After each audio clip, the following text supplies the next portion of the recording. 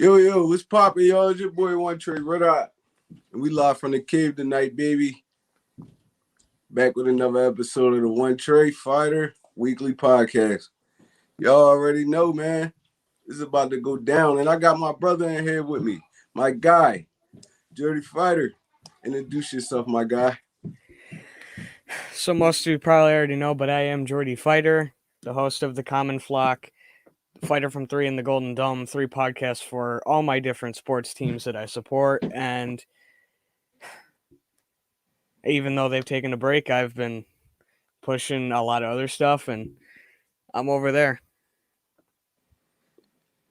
Yes, sir. Yes, sir. Yes, sir. Yes, sir. We back with another one, man. It's our weekly thing, man. Weekly podcast, Pickem, whatever y'all want to call it.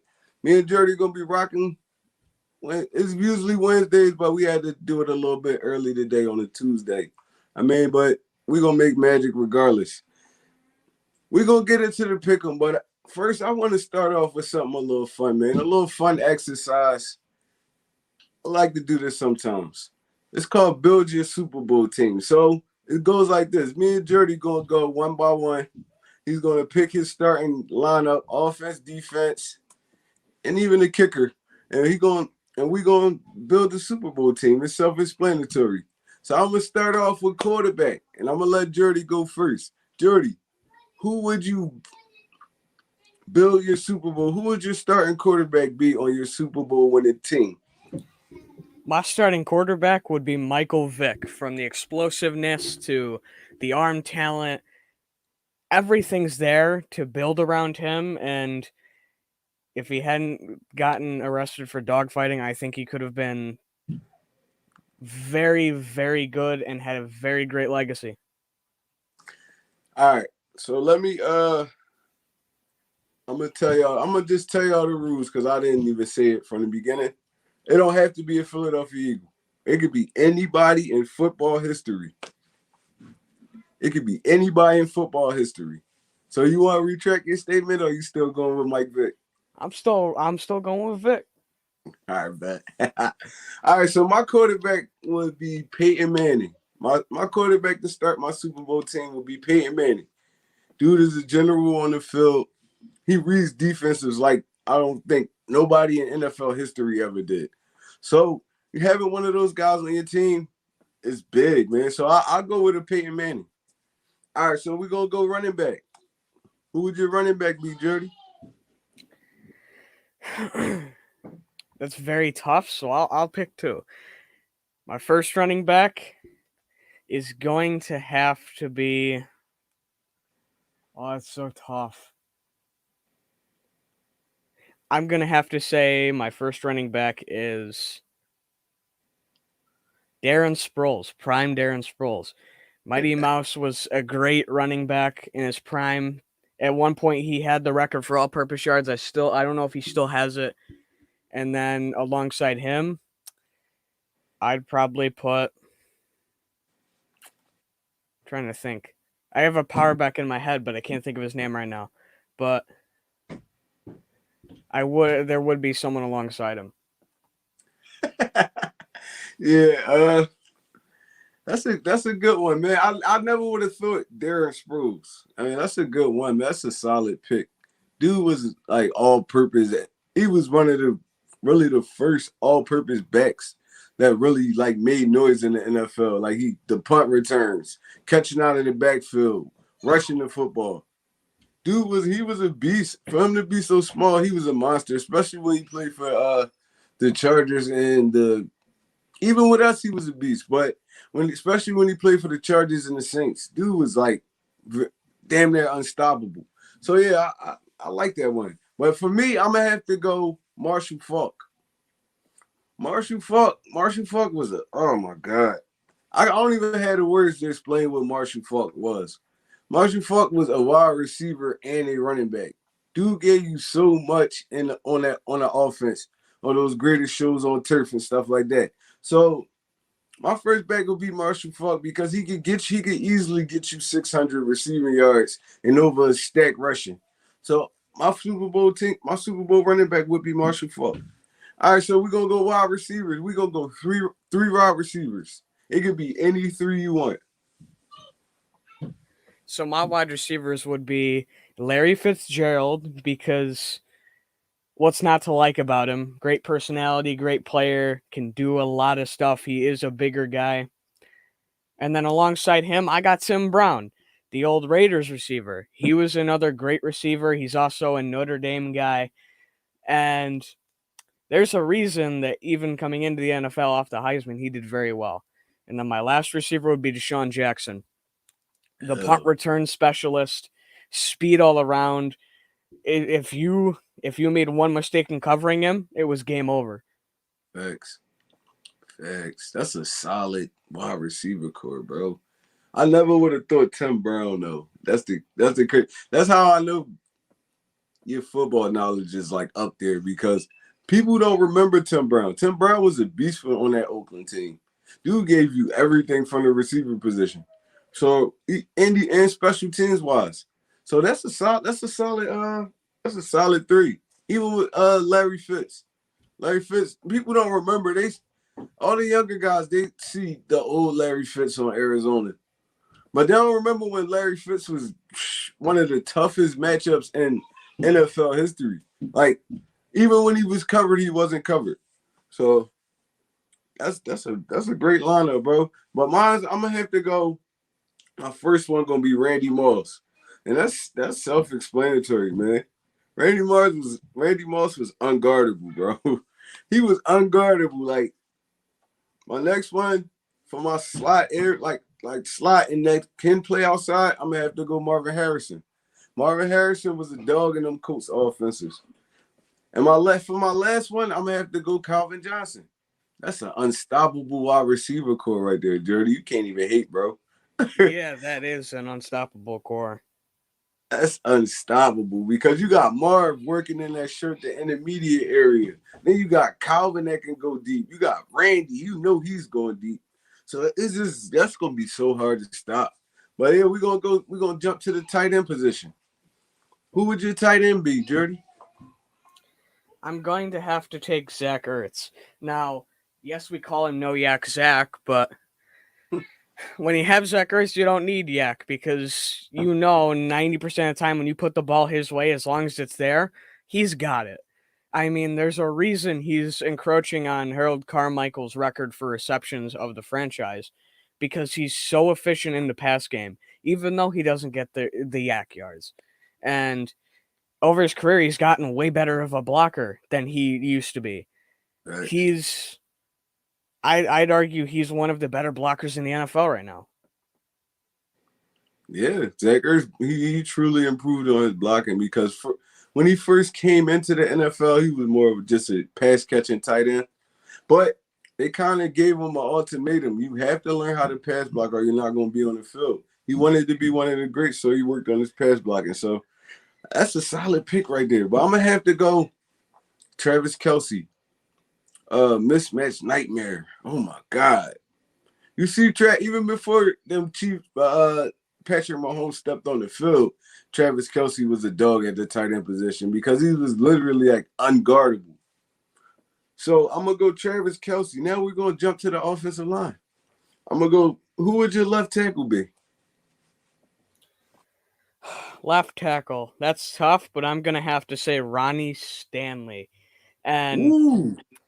he's someone who just got a big contract in Baltimore. I don't know if it was this year or last year before he got hurt. I think it was last year. But he's a very solid tackle. He's someone who has been productive for a long time, and all in all, if you got him as your blindside blocker, you don't got to worry about a thing. It's another solid pick. Bro. Well, for my left tackle, I'm gonna go Orlando Pace. I'm gonna have to go Orlando Pace. You remember Orlando Pace from them Greatest Show on Turf days as well. He was the left tackle in the on those teams. Dude was like he was 6'7", 300 pounds, but he moved like lightning, and he was strong as an ox. So I'm gonna have to go protecting my quarterback is gonna have to be Orlando Pace. All right, we're gonna jump to the guard position. Who would your two guards be? My two guards would be Zach Martin and Quentin Nelson. They're Woo! two they're two solid guys that have been around the league for a long time. Zach Martin, even though he's a Dallas Cowboy, he's the only one I really give a pass. I give him props.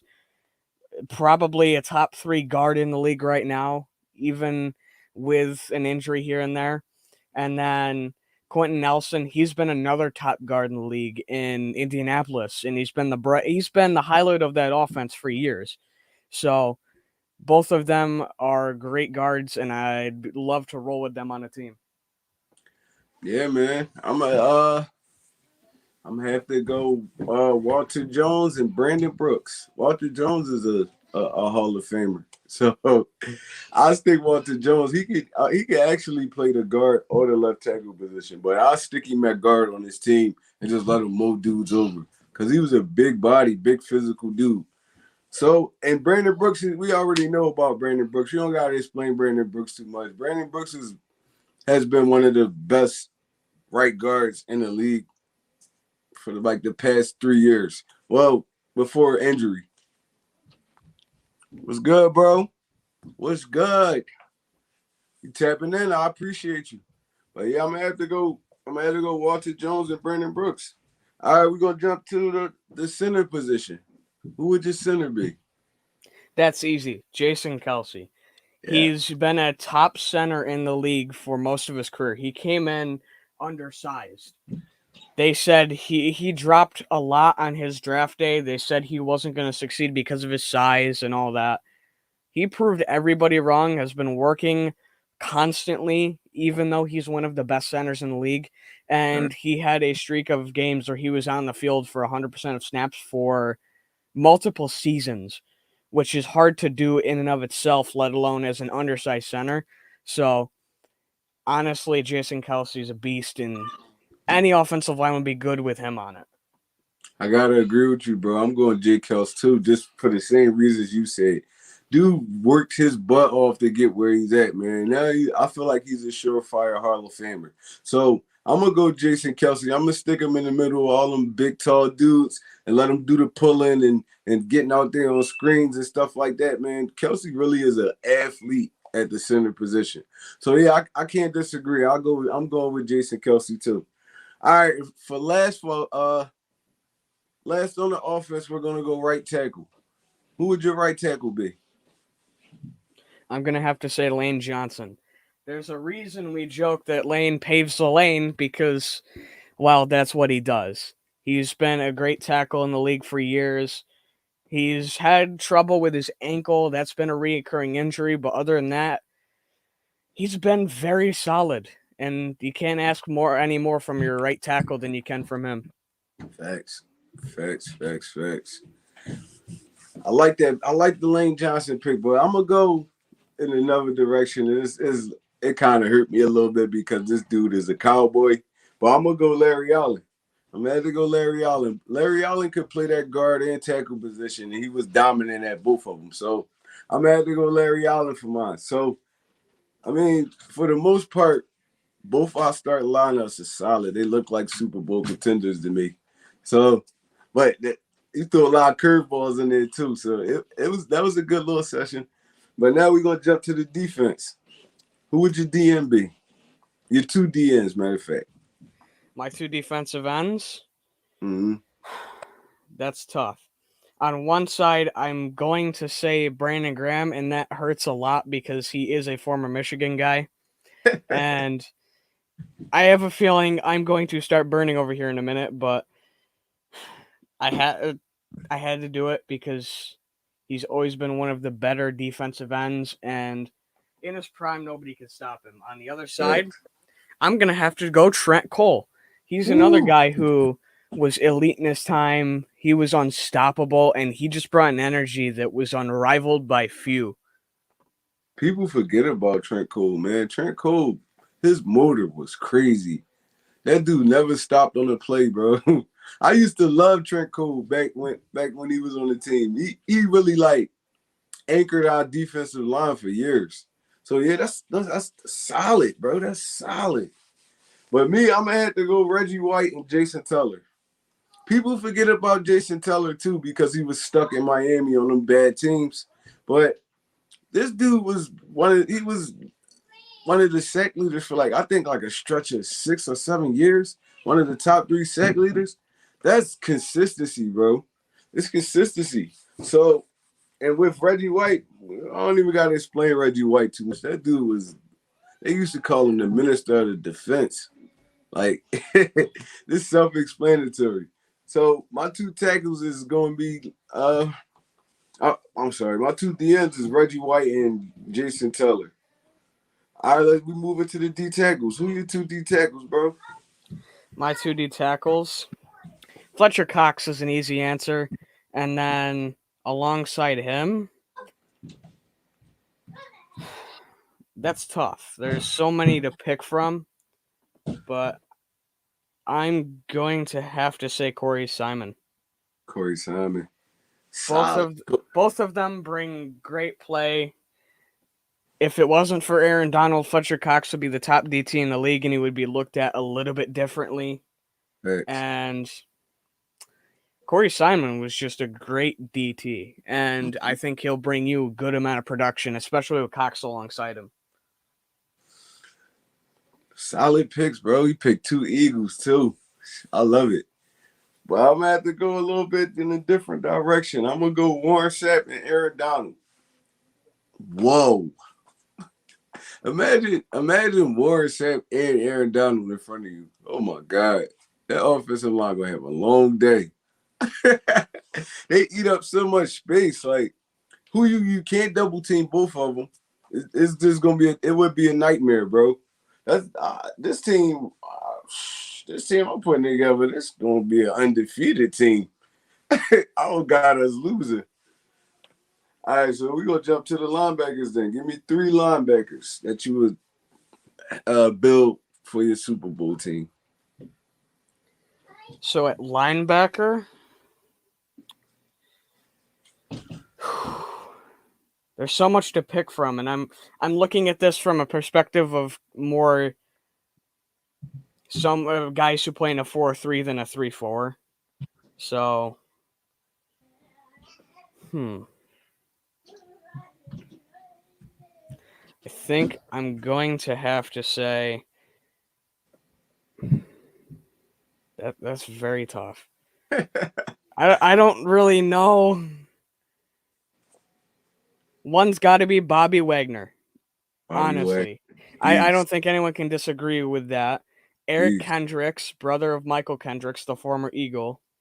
And then, lastly, honestly, I'm going to say Bill Berge. Bill Berge? Yeah, that was a curveball right there. He's someone that I never hear his name, and he was a great linebacker here. The teams he was on just didn't have – they had a lot, but it just wasn't necessarily enough in a way. Right. Bobby Wagner, great linebacker, played in the Legion of Boom. There was times where he was a ball hawk, and there was times he wasn't, but he was still a good linebacker. And then – who did I have him as my second? Eric Kendricks. Kendricks played on an off Vikings defense that has had its moments. And all in all, he's managed to be a great linebacker for years. Yeah, he's definitely a solid dude. All right, my 3 linebackers, I'm going to have to go Pat Willis, Ray Lewis, and Lawrence Teller. Oh, my God. Jordy, can you picture a defense with Warren Sapp on there? Aaron Donald, Ray Lewis, Patrick Willis, and Lawrence Teller. Oh my God, bro. They would not lose a game. First of all, Pat Willis he was so underrated. I mean, he really wasn't underrated. He just ended his career a little early. That's why people really don't talk about him too much. But this dude was a video game. You ever watch Patrick Willis play, Jordy? Yeah. Monster, man. That dude, he used to put fear in offensive coordinators' heart because Patrick Willis was about 6'3", but he played like so fast, low, and physical. It's like he just destroyed run games. And then he could cover. He had the middle locked down. We already know about Ray Lewis. Ray Lewis is one of the best linebackers in history. And so is Lawrence Taylor. So that's my three right there. Let's flip to the cornerback position. Give me two cornerbacks. Two cornerbacks? Mm-hmm. That's tough. I'm going to say Eric Wilson and Troy Vincent. There's a lot of names I wanted to put here, like maybe, who was the name I just said? Patrick Peterson. But I'm going to have to roll with those two. They're both excellent corners. They both bring something to the table of just elite play in general. And Vincent was a baller. He's one of my all-time favorite Eagles. Thanks. Troy Vincent definitely was a dog out there. But for my two corners, man, I'm trying to win a Super Bowl. I'm going with Deion Primetime and Darrelle Revis. Who throwing the football on us? Who throwing the football? First of all, you can't pick a side because Deion got his locked down and Revis, he got a whole island named after him. So, I mean, what y'all going to do with us? Self-explanatory. So we're going to go safeties. Give me two safeties to cap off your defense, Dirty. So at the first safety, obviously going to have to take B-Doc. No question about it. And then alongside him, Kyle Hamilton. No, I'm just kidding. He may be. That kid's a bullet. I want to see him there, but alongside him. From Notre Dame, right? The safety? Yeah. He a beast. I like him, though. I'm going to have to say Ed Reed. That is a combo that you do not want to run into. If anybody breaks to that third level and then sees a combo of both of them coming at you, at that point, they're just going, okay, where's the sideline? Because you don't want to get tackled by either one of them. Mm-hmm. Not only that, Ed Reed and Brian Dawkins, if they wanted to, they turn into ball hawks. So no matter what, you're screwed. No, it's crazy. I got the same two safeties. I got the same two safeties. Ed Reed and Brian Dawkins on the same team. And then you got Deion and Darrelle Revis. How are you passing the football anywhere on the field?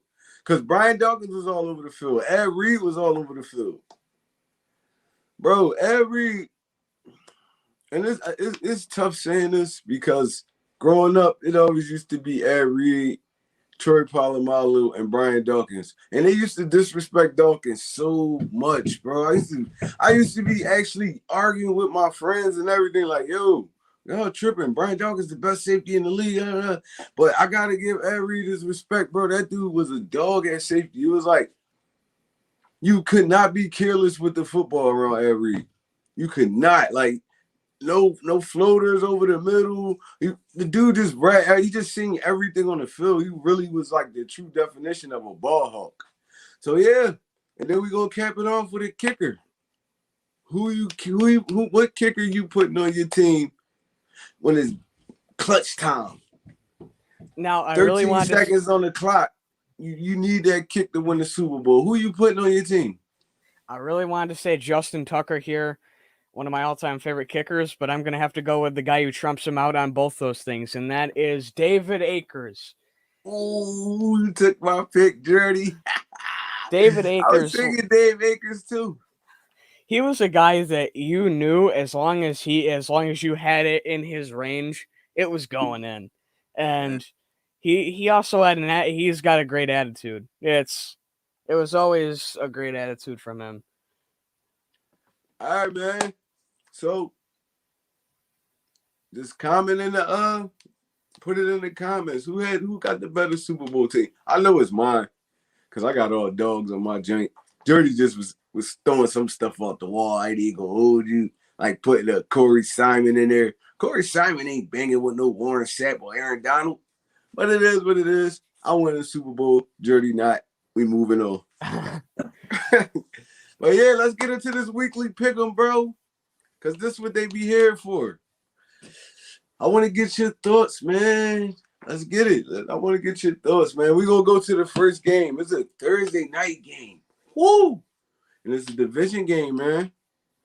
Whoever lose this game go 0-2 in the division. The New York Giants at the Washington Redskins. Oh, my fault. Washington football team. Who you got, Jordy?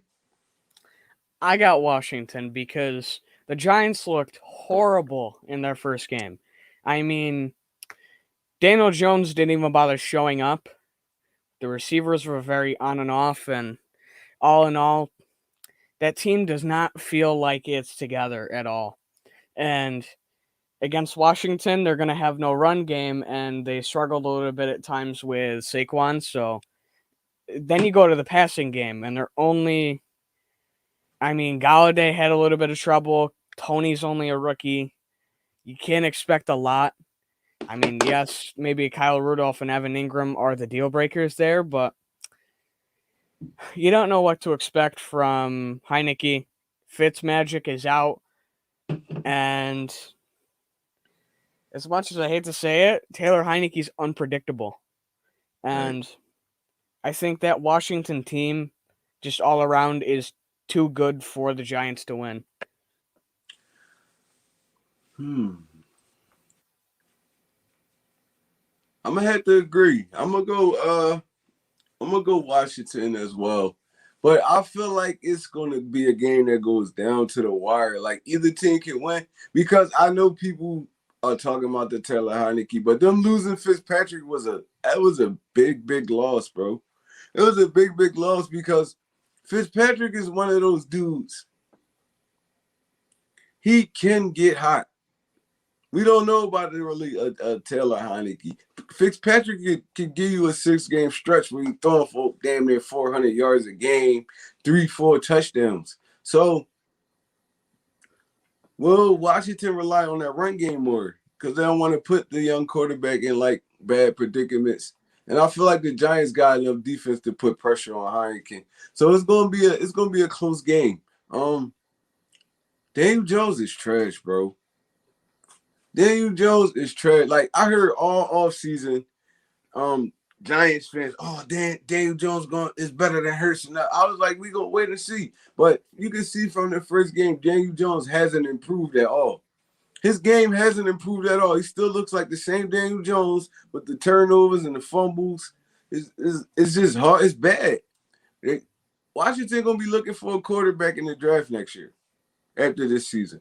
I mean, not Washington, New York and Washington, because to be honest, I don't know why Washington didn't draft a quarterback this year.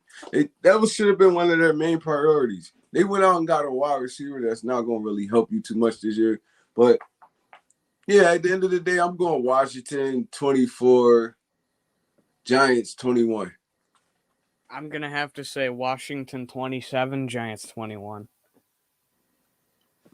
So we're kind of on the same page. All right, we're going to jump to the next game. The New England Patriots versus the New York Jets at MetLife. Who you taking, bro? That's easy, the Patriots. The Jets, I've said it before and I'll say it again. They're turning into what the Browns were a couple of years ago.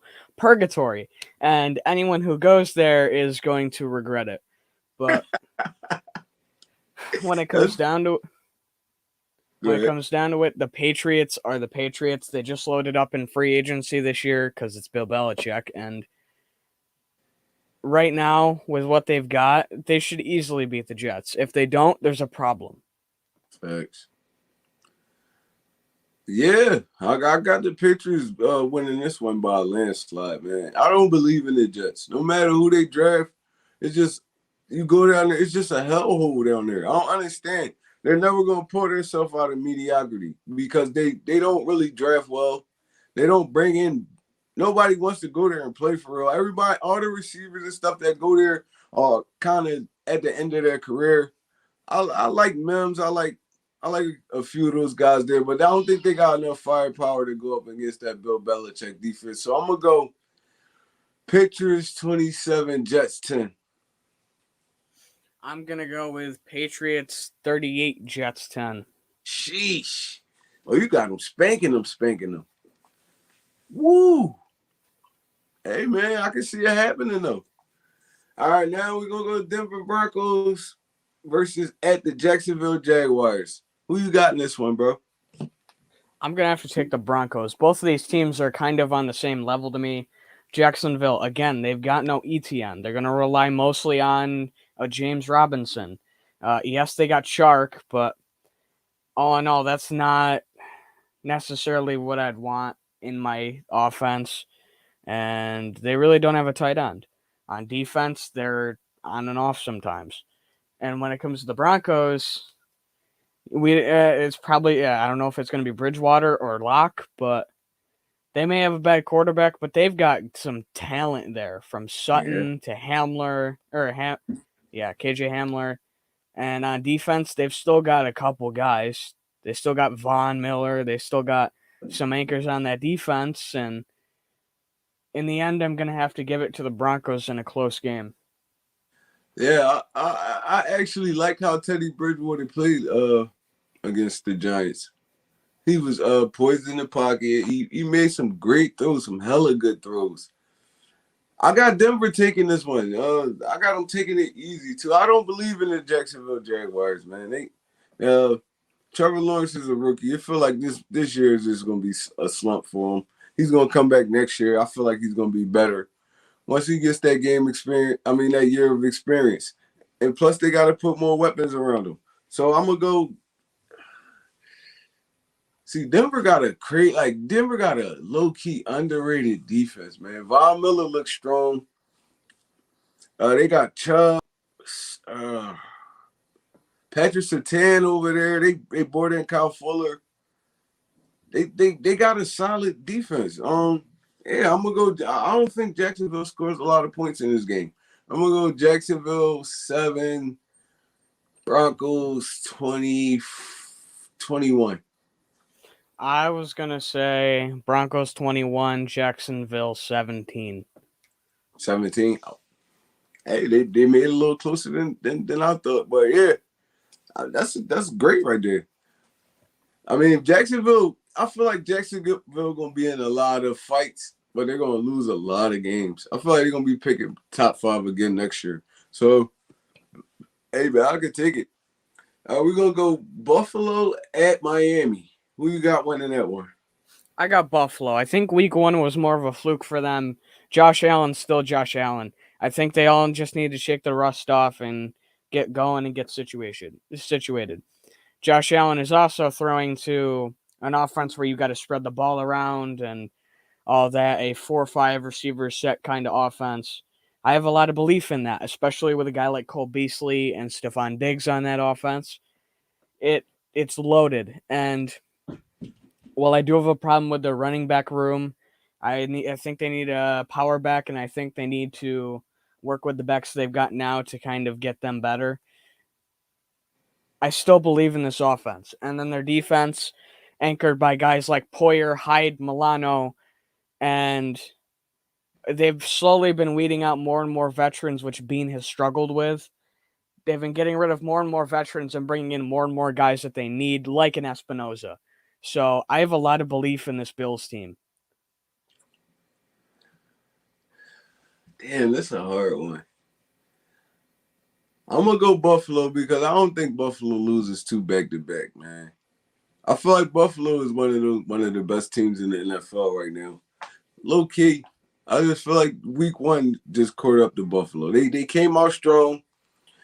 They started spanking on Pittsburgh. Then the veteran issue and Ben Roethlisberger, the defense clamped down, and they really shut them out in the second half. So I still feel like Buffalo is a solid team, bro.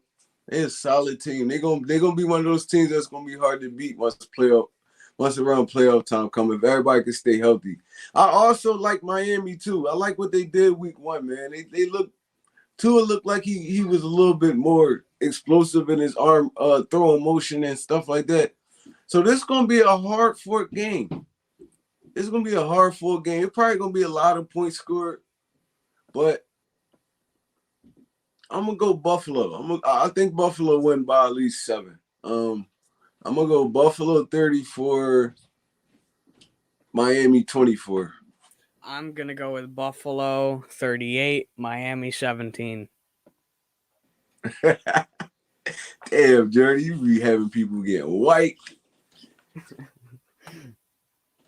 All right, let's move on. Well, I'm gonna save our game for last. We're gonna skip that one. We're gonna go LA versus Indianapolis. Who you got winning that one? So, which LA is it? Oh, my fault. LA Rams. I'm sorry. So, LA. Wait, who was the opponent? Indianapolis Colts. All right, sorry, I had a moment, but the Rams, they're a good team. They don't have Goff anymore. They proved last week that they're a very good team. Kupp had a massive game. I'm so glad I had him on my fantasy team too, because he single-handedly won like 3 leagues for me. Bro, I did too. I had him on 2 teams. He won like 2 games for me. That's crazy. And the funny thing is this offense, it's good. They may not have Cam Akers, but it's still managing to produce and everything. It's working just fine with Darrell Henderson. And I think once they get Cam back, that's a good one-on-one or a one-on-one combo. And then their defense, it's good. It's not elite, but it's very good. On the other side, the Colts, they do have Wentz. Wentz struggled at times last week. They have a good offense, but they're missing T.Y. Hilton. Wentz struggled. And their defense at times was spotty, I'd say. I don't have a super big amount of belief in them, so I'm going to have to go L.A. on Matthew Stafford's revenge tour. I'm going to go the other way. I'm going to go Indianapolis. I saw a lot from the Rams, though. Jalen Ramsey looked so good in that week 1 game, bro. He was coming up making tag. He was dominating for real. They set him up in a slot a few times. He looked like an actual like linebacker. He was scoping out screen passes. Like Jalen Ramsey really a dog, bro. He's like, and then he tell you he a dog and he prove it on the field. I just love his confidence. But I'm gonna go Indianapolis just based off the fact I feel like Carson Wentz is gonna have a better game this week, man. It was his first. I don't feel like he struggled too much. I feel like the defense let them down more than anything. Those 2 long bomb plays from Russell Wilson to Tyler Lockett, it was like, damn, it was nobody there for real. There was nobody there for real, and even the dudes that was covering them ain't know where the football was at. So it was like, y'all can shore y'all defense up. And this Rams offense is explosive, and they love to run off play action too. So I'm kind of rethinking it because if they can't cover that, then y'all gonna have a long day trying to cover Cooper Kupp, Robert Woods, and Desean Jackson, and even Van Jefferson. So yeah, I'm gonna have to go. I'm gonna have to have the coach going 0-2, man. I'm gonna go LA 38, Indianapolis 21. I'm going to have to agree with that score. LA 38, Indy 21. It's crazy because the way that LA came out against Chicago, I was like, damn, this offense is gonna be hard to stop. But it was spurts where they stalled out a lot too. So maybe they just gotta like shore up a few things because the Bears defense actually looked good against them, minus the couple big plays that happened on play action. But I feel like LA got to shore a little bit of stuff up too, and it starts with the running game because people not gonna believe you gonna play action the ball if you can't run the football. So they're gonna have to get their running game together. I mean, like you said, losing Cam Akers, that was a big hit, but I like Henderson. I don't feel like he could carry the load like a Cam Akers though. So yeah, I got LA winning that game. Colts go 0-2. Wentz go 0-2. All right, we gonna hop to the next game. This gonna be a good game, bro. We're gonna go the Las Vegas Raiders at the Pittsburgh Steelers. Who you got winning that one? I'm going to have to say the Raiders. I had said don't underestimate the Raiders going into the season. A lot of people underestimated the Raiders, whether that be in media or what have you. And They look good. They lost a couple O-line guys during the game. I don't know how many of them came back. And they still looked very good. Derek Carr was on a roll. I'm glad I said so many good things about him in the offseason because that I would have been so mad if I had said all this good stuff and then he goes out and lays an egg. But he did very good. He did. Darren He impressed me, man. He impressed me, bro. I ain't even yeah. gonna hold you. Darren Waller ate. He really did. And well, Ruggs, I didn't hear Ruggs' name much, but I think he had at least a decent game. he caught like three long passes, but he went out with an injury. I think in like the beginning of the second half. I think it was a Yeah. hamstring. And then Josh Jacobs had a good game. Kenyon Drake played a bigger role than I thought he would, but he won me my game in my fantasy league. So I'm happy with that. Right. I beat other YouTuber Eagles Uncensored, aka Eagles. So I wasn't the first guy to lose to week old meat. Shit, I lost my first week. I got smoked. But yeah, this is hard, bro. I'm taking Pittsburgh in this one. I'm gonna take Pittsburgh just based off the fact I've seen the explosiveness. I seen the explosiveness on that Buffalo Bills defense, and I don't feel like the Raiders defense is better than the Buffalo Bills defense. I feel like Ben Roethlisberger gonna have his way. It's gonna be another one of those shootout games, just like the Baltimore game. And I feel like even in that Baltimore game, I feel like Lamar Jackson coughed that game up for them, bro. Just it happens. He's a scrambling quarterback. You running around trying to make a play. He had two big turnovers at the end of that game that changed the outcome of the football game. So I feel like Pittsburgh got a lot of options on offense. It's like you got Najee Harris. He can run, catch out of the backfield. Deontay Johnson went off last week. Then you still got James Washington and Juju Smith-Schuster. So Oakland got a good offense too, bro. This is a hard one. Darren Waller looked like an animal right now. He's gonna be a Pro Bowler. Darren Waller gonna be a Pro Bowler, man. He caught a lot of big passes yesterday. I'm gonna go Pittsburgh. I'm gonna go Pittsburgh. I think Pittsburgh win this game by 3 in the shootout. I'm gonna go.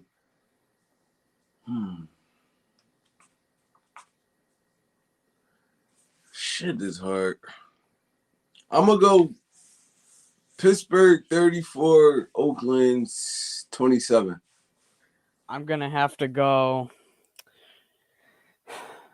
Raiders 35, Pittsburgh 27.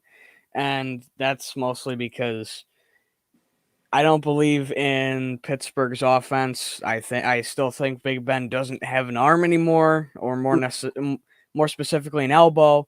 And the receiver that stands out to me the most is Chase Claypool. And even though he had a good game against, Forgot about Claypool. God even damn. though he had a good game against the Bills, he had the big catch over Tre'Davious White, and he had the 25-yard run. I don't think that's enough. Yeah, I mean we're gonna see. We're gonna see. That's gonna definitely be a good game though. Shit. All right, Cincinnati at Chicago. Who you got, bro? That's tough because both teams aren't built super great. But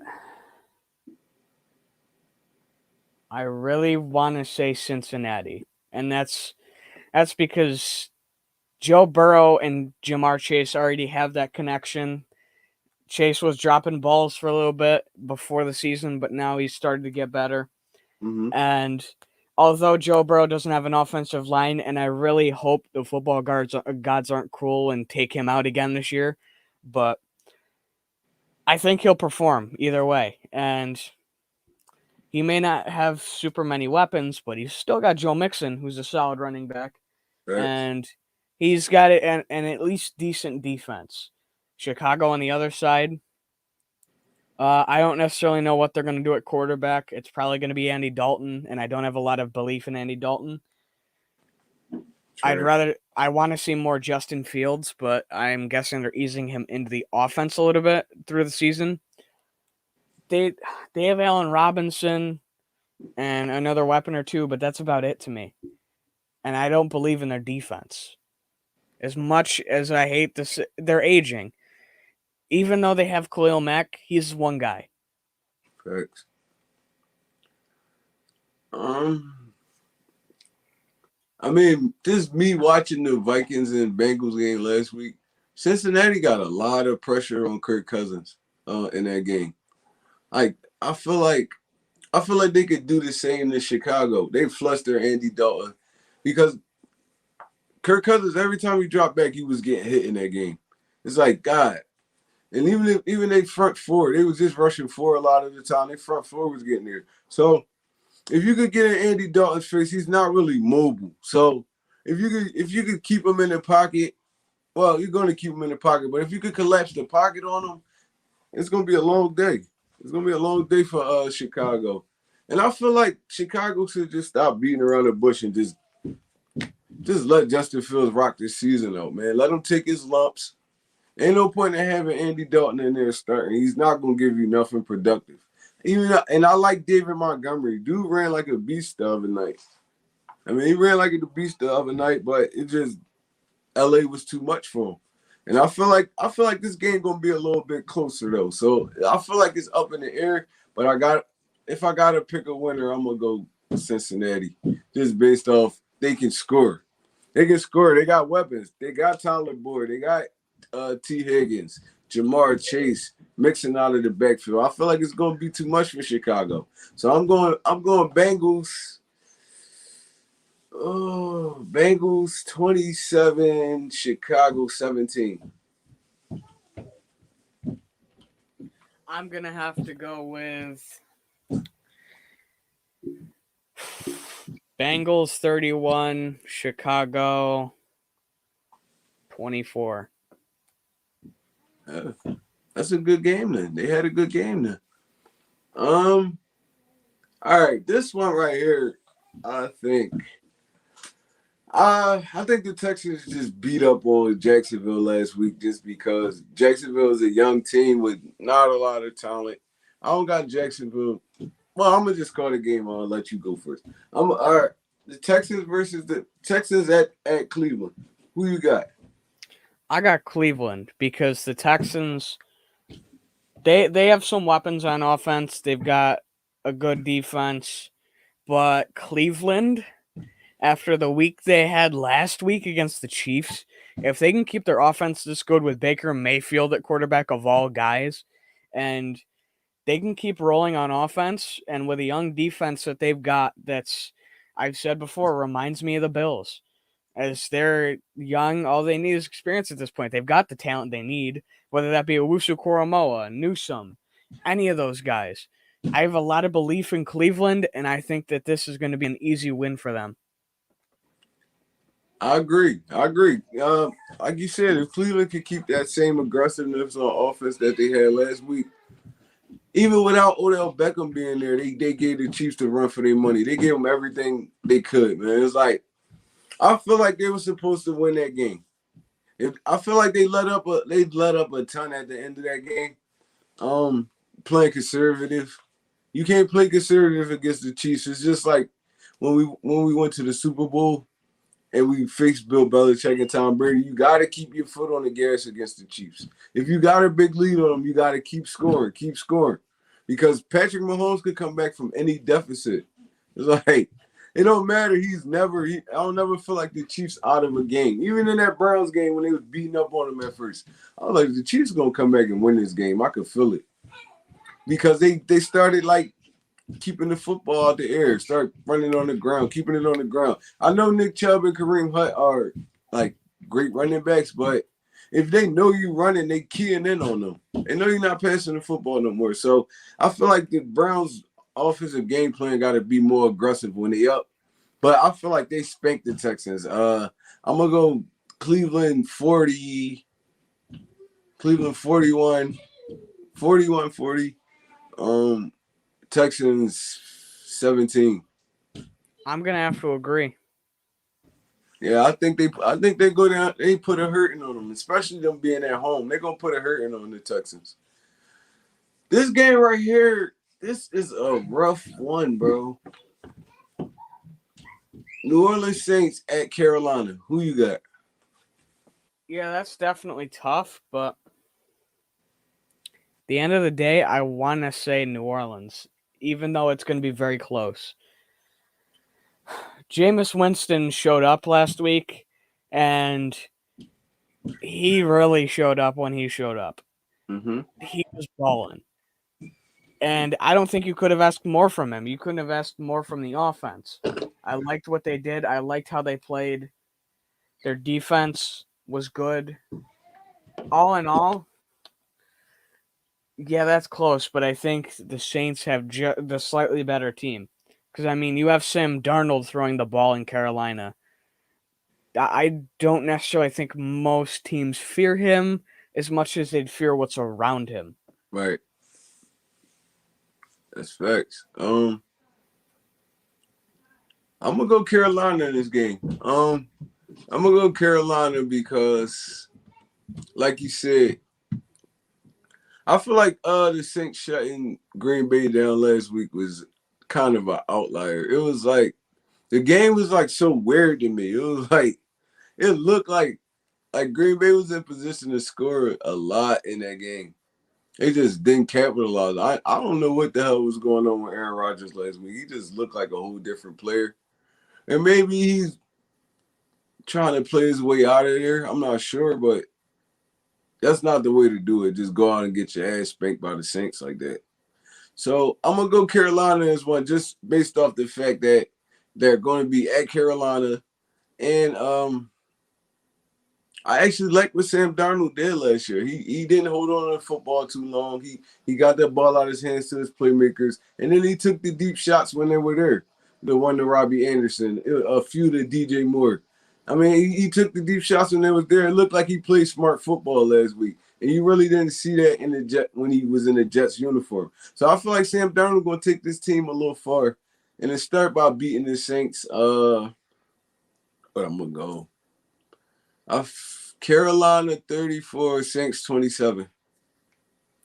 I'm going to say Saints 24, Carolina 21. Solid. All right, Minnesota at Arizona. That's tough because Arizona, they're a great offensive team. They're loaded, and Chandler Jones had a field day last week. But at the same time, the Vikings, you can't slouch on them either. Thanks. The Vikings have a good offense. They've got a great defense anchored by guys like Harrison Smith. And all in all, I think this is super close, and it's a very good shootout game, but I'm going to have to give it to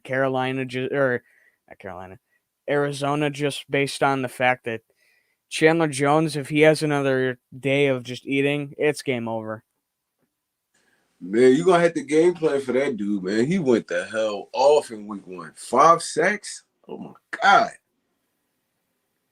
If he could keep those kind of numbers to like two-ish sacks a game, he gonna win defensive MVP if he can stay healthy too. Yeah, I'm gonna have to go Carolina. I'm gonna have to go Arizona too. I don't believe in Kirk Cousins, man. It's like I didn't believe in him when he was at Washington. Even though he puts up good numbers, I don't believe. And he has a lot of weapons around him too. He has a lot of weapons around him. Dalvin Cook was running the rock like he looked like Dalvin Cook. He looked like he didn't really sustain any like minor injuries or nothing in the offseason. They kept him relatively healthy, and he looked like an explosive Dalvin Cook that we all been seeing the past couple of years. So that's going to be a factor too. Can Arizona, because Arizona is an aggressive defense, so running those counters or delays and stuff like that, that can kill a team like that. They linebackers flow to the football. They D-line get up the field. So you throw a little screen pass, and Minnesota's screen game is dangerous. Every time I watch Minnesota, I see like either a highlight if I ain't catch the game. They running a nasty screenplay. So you don't want to be too aggressive against this offense because stuff like that, even wide receiver screens to Justin Jefferson or Thielen, a quick slant, that could kill you. That could hurt you. And then Kyler Murray just be going off, bro. I love it. I love watching Kyler Murray play because a lot of people say, "Oh, Kyler Murray's just a runner, just a run." That dude can throw the pill. He can throw the pill. He hit DeAndre Hopkins on 2 beautiful passes for touchdowns. And now with them adding AJ Green, he's a wily veteran. He could get open. I mean, he's going to not command a double team, but you can't really stop AJ Green one-on-one. Then you got DeAndre Hopkins on the other side. Then you got a Rondell Moore for the screen, quick passes and stuff like that. He's explosive. He could take it to the house from anywhere. So I feel like this is going to be a high-scoring game. This is going to be a high-scoring game. I'm going to go. I don't got the Cardinals dropping 40 back-to-back, though. So I'm going to go 34, Cardinals 34, Vikings 27. I'm going to have to go Cardinals 38, Vikings 27. I respect it. I already know who you got in this game, but we still won't get into it. The Atlanta Falcons versus the Tampa Bay Buccaneers at Tampa Bay. I got Tampa Bay. You know it. And Tom Brady, he's a whole different being when it comes to quarterbacks. Thanks. And he's got all the pieces around him to make another Super Bowl run. And the defense is loaded. The Falcons aren't getting in the way of that. Ridley's going to be shut down. Pitts is going to be shut down. And Gage probably won't be that productive. So there goes your passing game. And then Patterson and I'm forgetting his name off the top of my head, but their other running back. Yeah, both of them are going to get shut down because if Bowles goes into that 3-4 defense and's got the right linebacker for Pitts, I see no reason why the Falcons should be in at all in this game. I agree, man. I feel like this is gonna be a white. I don't even really gotta explain it too much. Atlanta's defense is lollipop. Tom Brady gonna pick them apart all game. But I actually feel like this is going to be a Leonard Fournette game. Leonard Fournette going to go for over 100 yards. AB going to go for over 100 yards. And they going to actually get Mike Evans on his feet, man, because he played bad in week 1. I mean, maybe it was just like the game plan they had against him or something. But really, Chris Godwin and Antonio Brown and Gronkowski got off. Mike Evans had like 3 catches, I think, for like 20-something yards. But I feel like this is gonna be a white. I feel like Tampa Bay definitely dropping over 40 points on them. I feel like they're gonna be in the 38 to 41-ish range. And I got Atlanta scoring. I'm gonna go Tampa Bay 41, Atlanta 10. I'm gonna have to say Tampa 48, Atlanta 17. Sheesh, 48. They about to drop. They damn near dropped the 50 ball on them. That's crazy. I don't know, Jordy. I don't got him. That's a little too close to 50. I don't got him doing that. But I definitely agree with you with the score, though. It's like if Tampa Bay come out and they just try to put this game away early, I don't got them dropping in the 50th range. But if like how our game went, the Atlanta Falcons put up a fight. I mean, then yeah, I got the Buccaneers going off. So Tennessee at Seattle. Who you got winning that game? I'm going to have to say Tennessee. I've still got a lot of belief in this team even after last week. I mean, yeah, Seattle is a good team, but Russ doesn't necessarily have the things on offense that Tannehill does. And even though Tannehill struggled last week, even though Julio struggled last week, I think this is going to be a rebound week for them. And I've said it before. I think we both said this before. That offense for Tennessee is pick your poison. Yeah. If you can't shut one or the other down, that's game. And I think this is going to be a week of rebound for Tennessee, and Their defense, well, it was bad last week. Again, I think it's sneakily good. Yeah, I agree.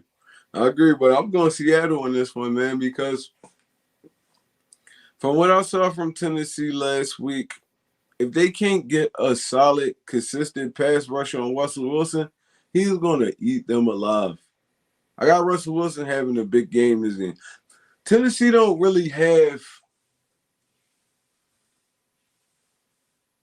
good pass rushers. It's like they could put together a solid game plan with the blitz packages and stuff, but they don't really got defensive linemen that could just win one-on-ones consistently. And if you give Russell Wilson an ounce of too much time, he's going to murder you, just like he was doing the coach the other day. Tyler Lockett, DK Metcalf running free. And then you add goddamn, what's the tight end name from the he played for the Rams last year. Can't remember his name right now, but he scored a touchdown for him.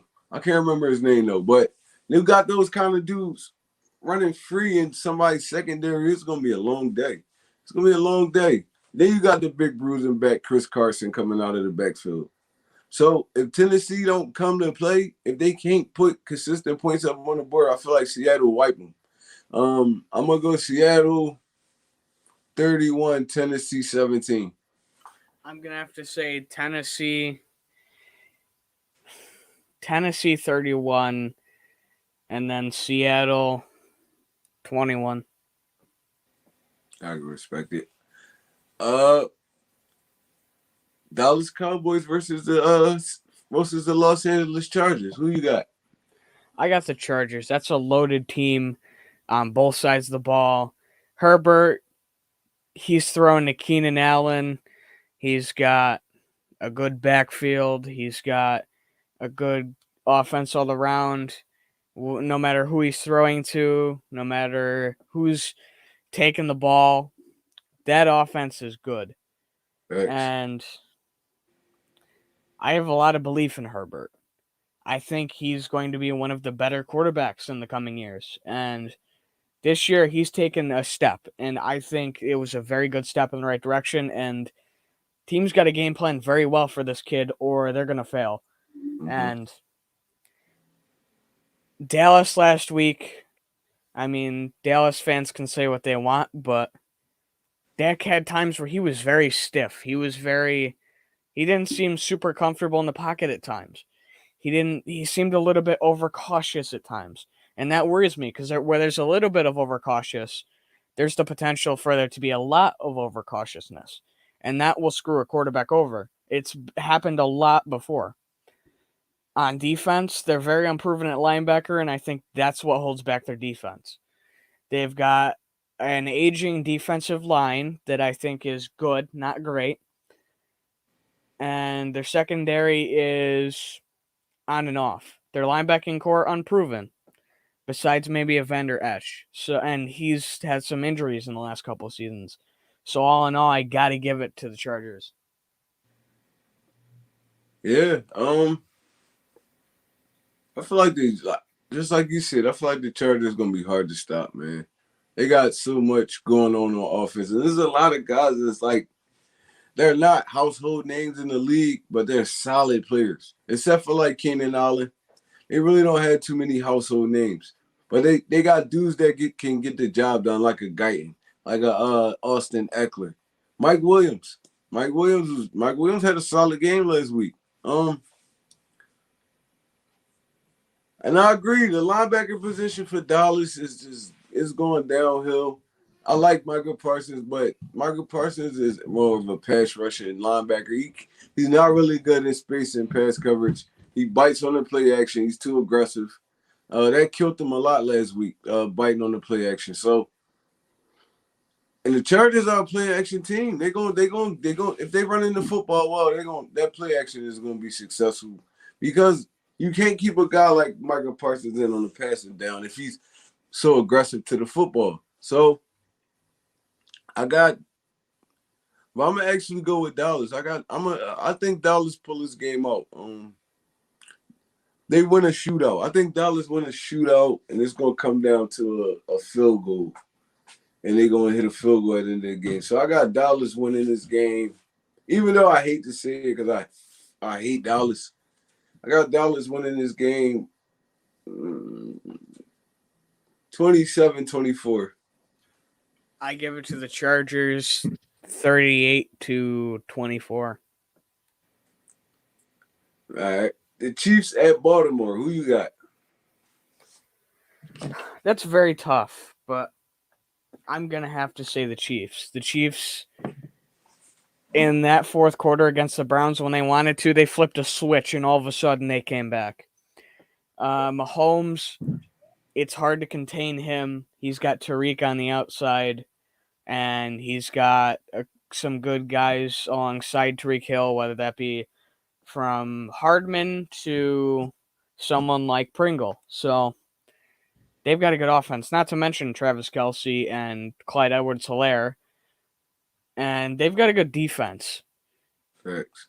Their defense, their D-line's good, sometimes great, and they've got an all-around good team, even though their secondary is not as strong as it could be. And when it comes down to it,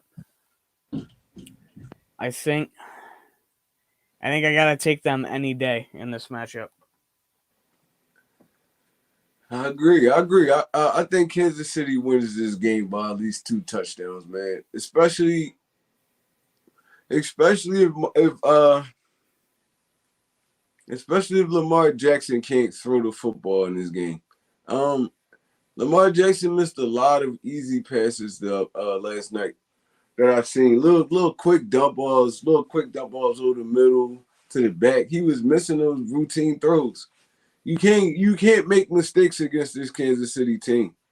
You got to play like perfect football to beat this team. So I don't feel like Lamar Jackson is going to play perfect football in this game.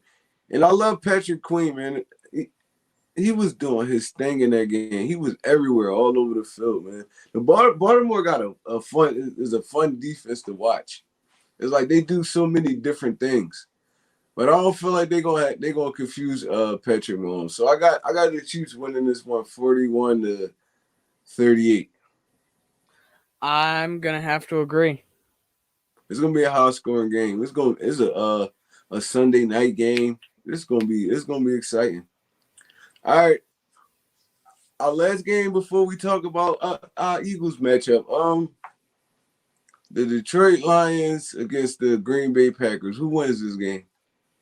Green Bay, that's another easy one because they usually rebound very well off week 1 losses, and this year will be no different. Aaron Rodgers is Aaron Rodgers. He is one of the top 3 pocket quarterbacks in the league right now. He's going into his last season. It's his last hurrah. Of course he's going to want to take that team as far as he can, and it starts here. That run should start here against the Lions. Green Bay's got a roster that I like their receiving core, not to the degree of a lot of other teams like a Kansas City or a Chargers, but I do like the receiving core. The running back room, beside Darren Jones, I'm really iffy on, but it is what it is. And then their defense is good. And when it comes down to it, I think that team around him is really going to push for a last hurrah because of Rodgers is going to leave after this year. He set himself up to. Mm-hmm. So I think if they want to push for a run right now, a multi-game run, win streak, this is the game to start it off with. And Goff with the Lions has struggled. I don't think they've got much of a chance in this game. Okuda had problems. I think he went down with an injury. They've had problems all around on that defense. They've had problems on their offense. They don't necessarily have a receiver like they used to, like a Marvin Jones, a Kenny Galladay. All they've got is T.J. Hawkinson and Williams in their backfield. That's about it.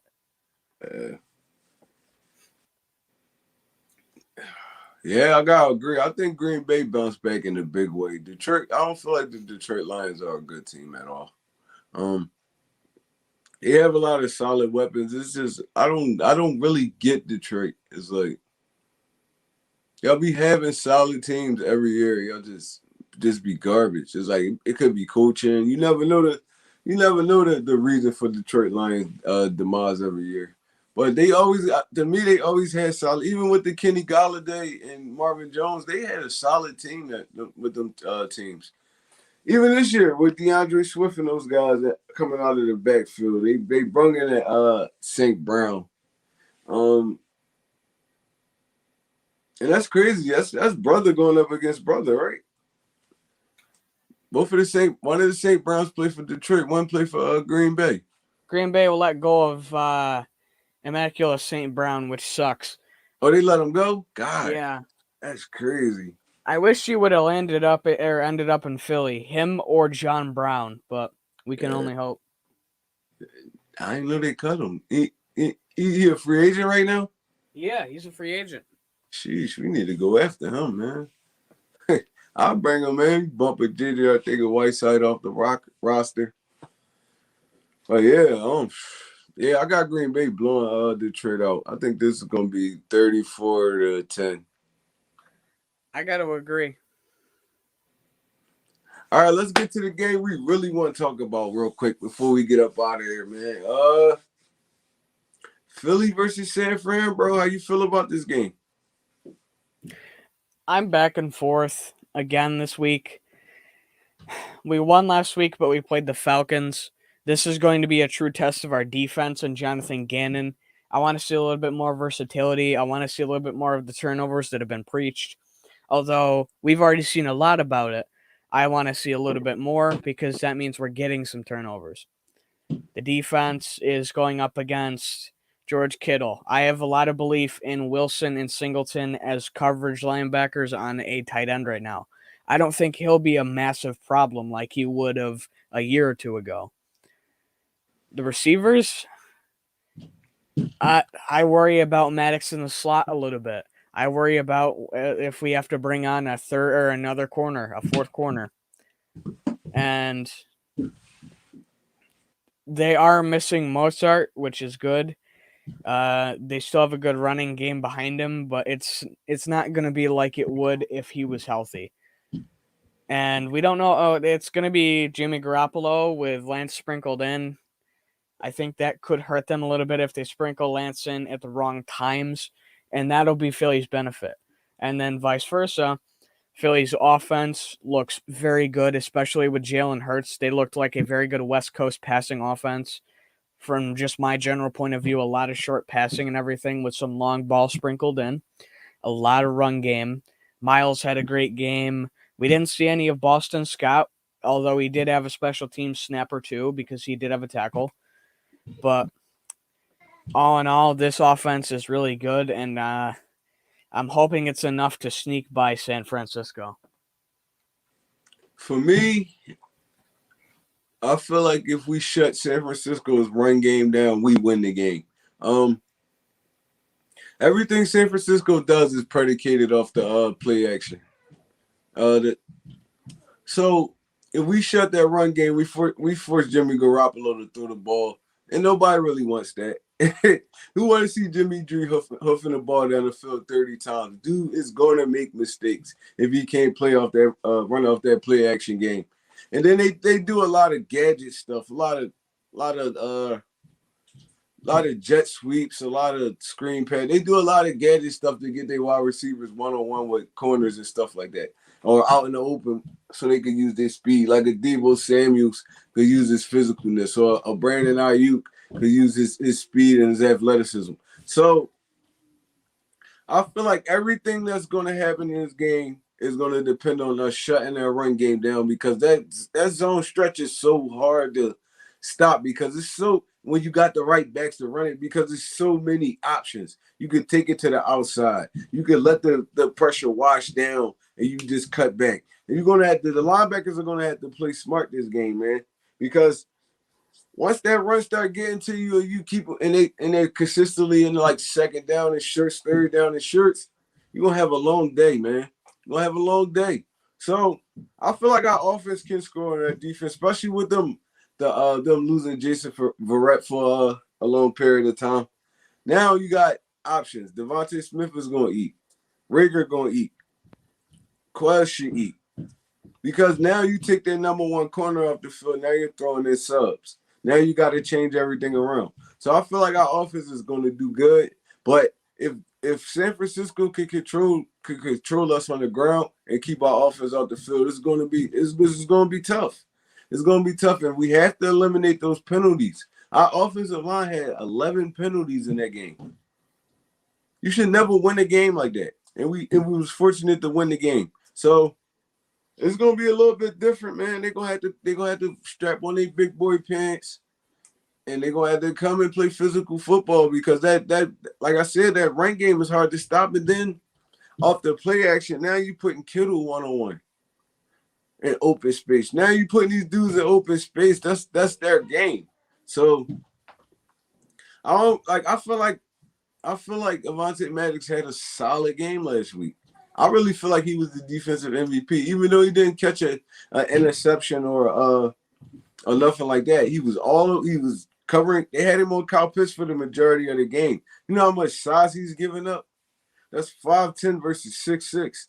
So I feel like he did a relatively good job. But George Kittle was a whole different beast, man. You don't want to put Avonte Maddox on him that many times like you did with Kyle Pitts because George Kittle, he could break a tackle and take it to the crib. So, I mean, I just want to see how Gannon and them game playing against this 49ers offense, man, because it's going to be a tough day. Yeah, and that's how this offense is. And looking at our offense too, it's going to be a shootout, 100%. And if I really did have to give a score on this, honestly, I would go Philly 38, San Fran 35.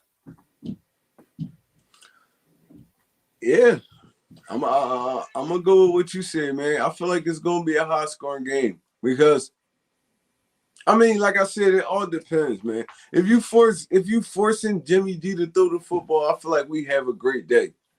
But if their run game is gashing us, we're gonna have a long day, man. Our offense and the 49ers defense is not nothing to sleep on, man. They got Bosa back. They got Fred Warner there. Those are two of the dominant players in the NFL right now. So, I mean, I feel like I said, if we can't stop that run, we're gonna have a long day. I feel like we're gonna put up points against them, but if we can't stop that run, it's gonna be a long day. But I love the fact that we're gonna be in Philly as the home opener. The crowd gonna be pumped out there, man. The crowd is gonna play a big factor in this game. I feel like a lot of our games last year that we lost was because of the crowd wasn't there. The energy wasn't there. You know, when you walk into the Eagles Stadium, fans going, wow, everything. Third downs, they killing offenses because you can't even hear the snap count. So that plays a big factor. We got a home field advantage, man. Just like Seattle and places like that, New Orleans, because they're in the dome. We got a home field advantage. Our fans be out there wilding. So, I mean, it's a lot of factors gonna play into this game, man. I'm just pumped, man. This team actually got me excited.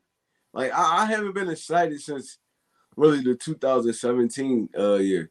Like I always been like optimistic and stuff like that, but this team really got me excited. Yeah, I think we can all agree on that this year, it just feels different than the last few years of years past. And a lot of people have compared it to 2017 in terms of stuff like the excitement factor and just the overall feel. I mean, that team's just out there having fun. I mean, like the jokes from Boston Scott Security, where he's a security guard for Greg Ward over in training camp and stuff like that. And from like the celebration and the Falcons game with the whole D line doing the karate kick, stuff like that. This is reminiscent of something we haven't had since 2017. Facts, bro. Man, all right, so we're gonna go through this a little bit then. Give me a guy you feel like that needs to that needs to step up big time for us to have a chance in this game. Someone who needs to step up. That's a good one. I'm going to have to say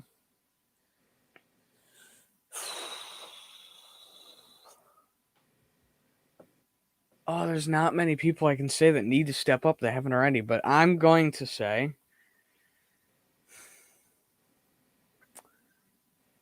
I'll say Quez, because we didn't see super much of him last week. He didn't do very much, and I think if he can step up, that's going to be very good for us because he's a burner. If he steps up and you just start sending him on long routes down the field where a corner's going to have trouble keeping up with him, that's an easy score or easy big play. Facts. I'm going to have to go Jaylen Rigger. Jaylen Rigger got to step up, man. You got to be more than just a gadget guy, man. He was a number 1 overall pick. You can't run down the field and run a route against an NFL cornerback. You're useless to us. I mean, the screen pass was pretty and all that, but all Jaylen Rigger really plays was just like right near the line of scrimmage. We need more from Jaylen Rigger. I feel like you're going up against safeties, linebackers, and like number 3 corners, bro. You should be beating them with ease. Quez and Devontae Smith taking up all the pressure for real because they're on the outside. You don't want to cross Watkins to run past you. You don't want Devontae Smith running all across the field on you. So Rigger should have it the easiest out of all of our receivers. I mean, it looks like he struggles to run NFL routes. So I feel like it's Rigger. Rigger got to step up. He got to have a solid game this week, man. All right. I mean, that's all we got for today, Dirty, man. Like, I appreciate you, big dog. Like, one more time, though. Me and Dirty Fighter going to be doing this every week, man. So if you like what you're seeing, I mean, like, comment, and subscribe to both our pages, and just come kick it with us. I mean, like once a week on a Wednesday, Tuesday, whatever it is. Just come kick it with us, man. We be having fun with this. We actually sitting here talking about other teams. We're not just watching the Eagles. We watch football. We watch the NFL. We're football fans. We respect the game. So, I mean, even if you're not an Eagles fan, it would be great for y'all to just come holler at us. Come holler at my guy. Once again, tell them where they can find you at, Jordy. So again, you guys can find me at Jordy Fighter. I've got my 3 podcasts where I support my teams and share my depression and the moves they make or the moves they don't make, like getting St. Brown or John Brown or Josh Adams. But thanks again for having me on. It's always fun. It's always a blast. I had a chaotic day, but it's always nice to just get on a call and relax and talk football. Thanks, man. Yeah, I know y'all can find me in the cave, man. It's your boy Onetre Rock. Like, comment, and subscribe, man. Follow me on Twitter, Instagram. All you gotta do is just look up the Onetre Rock. Or you can kick it with me on YouTube. I mean, we was having fun with this. We just had fun with this, man. It shouldn't be that serious. If you're a football fan, you can kick back with your guys and just talk football. That's what we do. But yeah, we're going to go on here and get up out of here. It's your boy Onetre Red Eye. My guy Dirty Fighter. We up out of here. Peace.